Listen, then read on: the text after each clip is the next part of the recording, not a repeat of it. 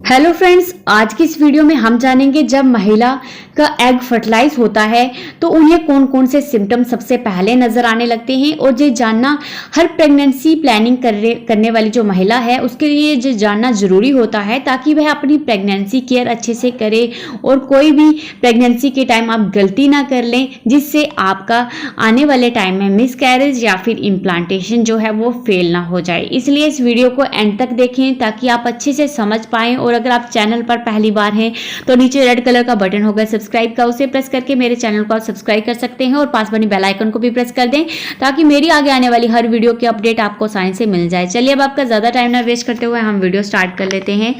Friends, ovulation होने के बाद जैसे ही एग और स्पर्म मिलते हैं तो वैसे ही फर्टिलाइजेशन की प्रक्रिया है जो वो शुरू हो जाती है। फ्रेंड्स, ओवुलेशन होते ही जो आपकी एग की लाइफ होती है वो सिर्फ 24 घंटे तक जीवित रहता है जो आपका एग होता है। और अगर इस समय एग को स्पर्म मिल जाए तो डेफिनेटली वो एग फर्टिलाइज हो जाता है, लेकिन वो स्पर्म भी हेल्दी होना चाहिए और एग भी हेल्दी होना चाहिए तो ही आपका फर्टिलाइजेशन का जो प्रोसेस है वो आगे बढ़ता है। और आपकी ओवरी आपके पीरियड के बीच के दिनों में एक हेल्दी एग को रिलीज करती है और फिर ये एग फैलोपियन ट्यूब में आता है और फिर स्पर्म और एग मिलकर फर्टिलाइज हो जाते हैं। और फिर फर्टिलाइज हुआ एग मल्टीपल सेल में डिवाइड हो जाता है।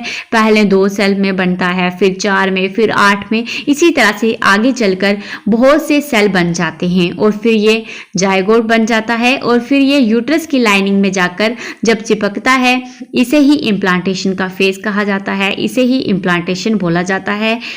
जब एम्ब्रियो यूट्रस की लाइनिंग में जाकर चिपकता है तब ही आपकी प्रेगनेंसी सही मायने में स्टार्ट होती है, तब ही महिला सही मायने में प्रेग्नेंट होती है।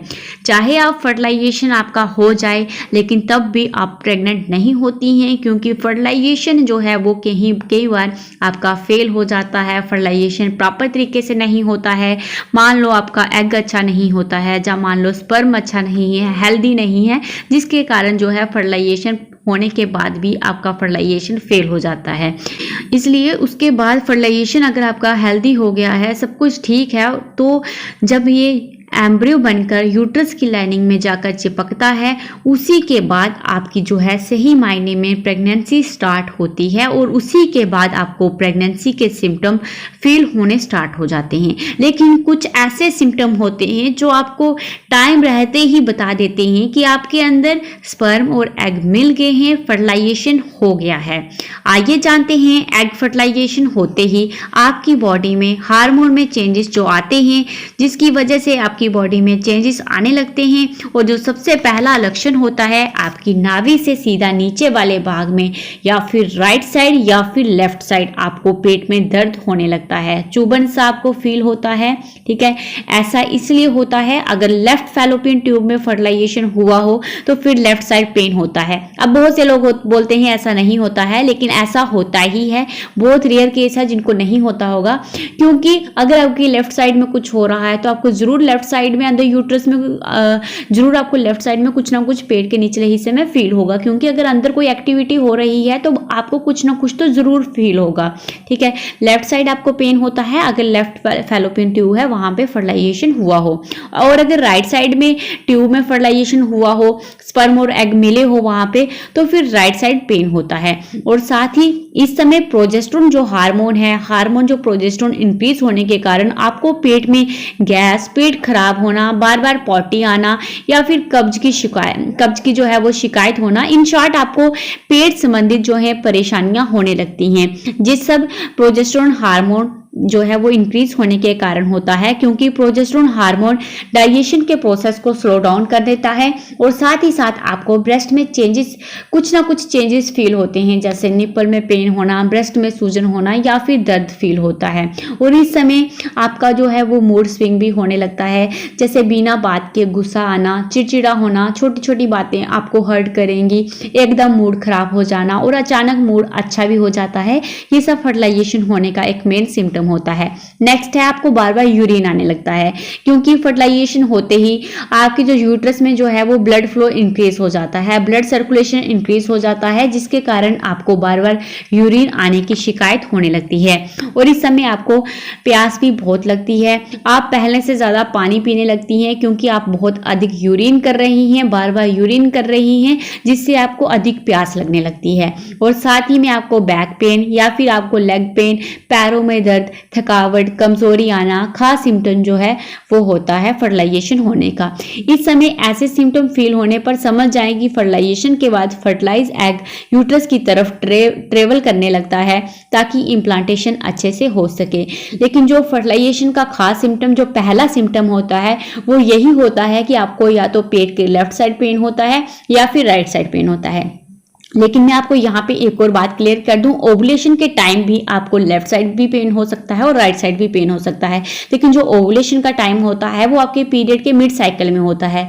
जैसे मान लो अगर आपका 28 दिन का पीरियड साइकिल है, तो आपको पीरियड के 14वें दिन में या 15वें दिन में आपको ये पेन हो जाएगा, अगर ओवुलेशन का पेन होगा। अगर 30 दिन का है तो आपको पीरियड के 15वें दिन या फिर 16वें दिन आपको ये पेन हो सकता है ओवुलेशन का। इन शॉर्ट, आपको अपने पीरियड साइकिल के मिड वाले दिनों में, बीच के दिनों में ओवुलेशन का पेन होता है। लेकिन अगर आपको फर्टिलाइजेशन का पेन होगा तो ये ओवुलेशन पीरियड के बाद होगा, जैसे पीरियड के 20 दिन के बाद आपको ये पेन हो सकता है। ठीक है, आइए अब जानते हैं फर्टिलाइजेशन होता कब है।